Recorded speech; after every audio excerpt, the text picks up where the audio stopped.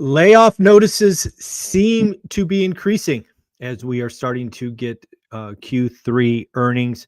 We've got Nestle, HPE, and others talking about efficiencies and layoffs.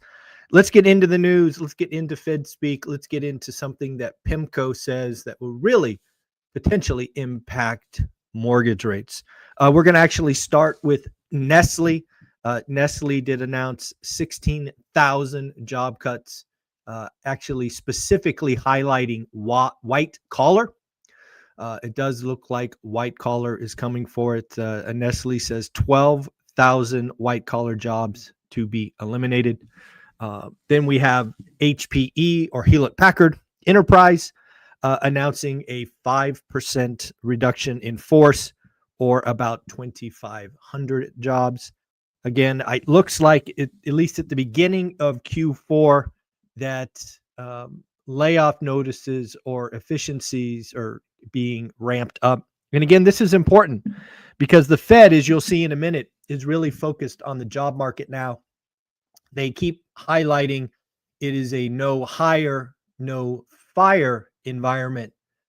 And it feels like, at least at the beginning of earnings season, that the no fire is starting to roll off as companies make adjustments.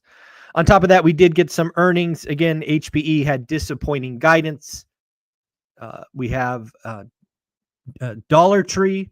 Dollar Tree is actually interesting. They raised guidance, but highlighted that the fastest growing segment of their customers are quote unquote higher income. We are seeing what is called the trade down.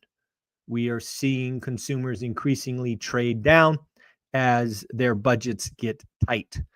United Airlines raised guidance for Q3 and Q4, but missed on revenue. And JBH or JB Hunt actually beat earnings, but had flat shipments. So again, shipments haven't started.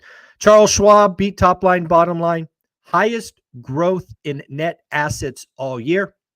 In fact, in the 90-day period, Charles Schwab bought in $137.5 billion in net new capital.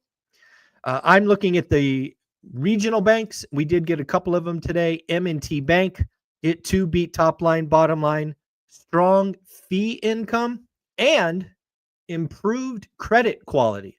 Again, one of the things that I was looking for in the community banks was credit quality. Is it falling? Is it getting better? At least at one bank, credit quality is getting better.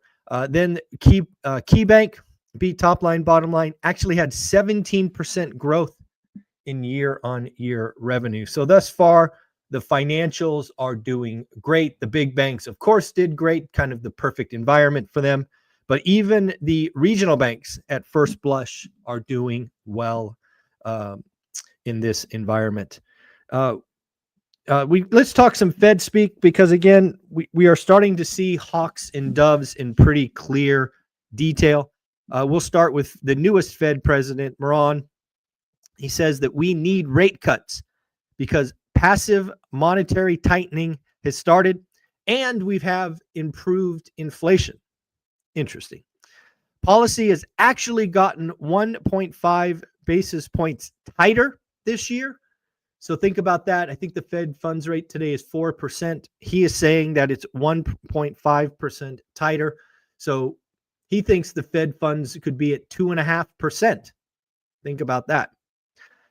And lastly, according to Moran, 25 basis point cuts is making adjustments slower than needs to be. I think we're going to hear Moran continually talk about 50 basis point cuts. Moving on to Fed President Waller. I do believe Waller is still in the running for the big job, the replacement for Jerome Powell. He too is a dove. He says that inflation is on the path to 2%. He says if the job market continues, that word is important, continues to weaken, the Fed should cut towards neutral. At which point I ask myself, where is neutral? Good news, Waller answered that question. Waller said that neutral is likely 100 to 125 basis points lower. So again, we are talking 4 to 5 rate cuts to get to neutral. Fed President Barkin is out saying that the U.S. is in a no hire, no fire environment as well. Again, I really think the Fed needs to pay attention. It does seem like firing is ramping up at the beginning of the quarter.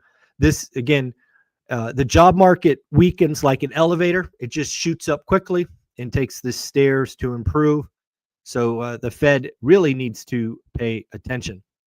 If you're looking for mortgage rates to fall, Jerome Powell, according to PIMCO, this is PIMCO's opinion, actually announced something the other day that most people missed. Again, we talked about it slightly on this channel, and that was the Fed is going to stop rolling off mortgage-backed securities, right? They accumulated or still have on their balance sheet over $2 trillion, that's with a T, $trillion of mortgage-backed securities.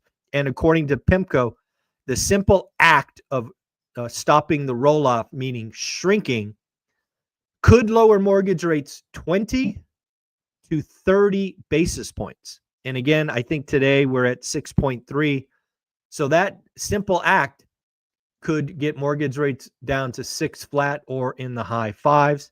According to PIMCO, the simple act of stopping running off mortgage-backed securities would feel like 100 basis point cut by the Fed. I ask you, what happens if the Fed cuts 100 and they stop rolling off? Is that like 200 basis points? I don't know. We are definitely going to have to watch that. I do want to congratulate Rob for joining school yesterday. Rob, make sure you introduce yourself, meet all the great people, see the accountability groups, enjoy. Also, folks, remember, if you are a part of school, we are going to have the Uneducated Economist on Sunday, which reminded me I have to add the Zoom link. So I will do that today. Let me just take that action item. Uneducated Economist School. I will do this after this show. So again, if you are a part of school, you have the opportunity to interact with Simon, the Uneducated Economist. On top of that, we also got the Fed Beige Book summary. Again, the Fed Beige Book is basically a summary of the districts of the United States. And, you know, when you get into it, there's a lot of data, but this is what I took away. 3 districts had modest growth. 5 districts had no change, and 4 softened slightly. It is clear in all districts that the household strain is growing. According to Fed Boston, greater food pantry use, increased difficulty paying rent, utilities, etc.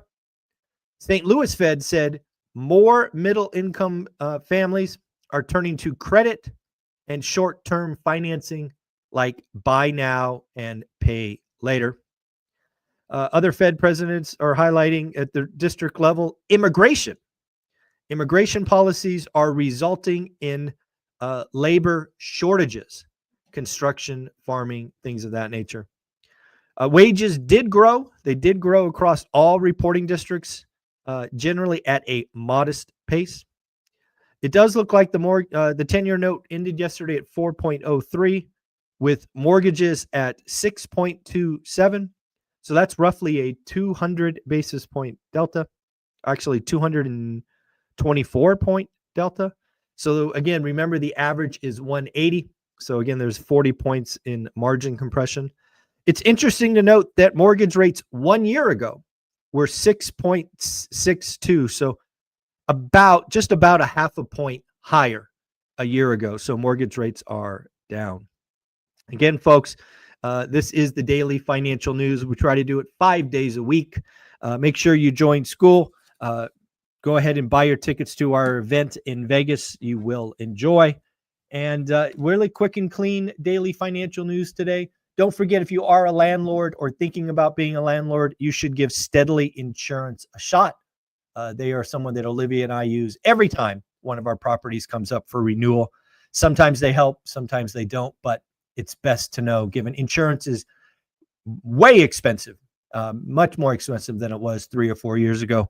You owe it to yourself to get the best rate and the best coverage, and Steadily is focused on only landlords. So link in the description, give them a shot, see if they can help you. That's all I got. We will do the daily financial news again on Sunday, 7:30 a.m. Like, subscribe, comment. We'll talk to you on Sunday. Bye.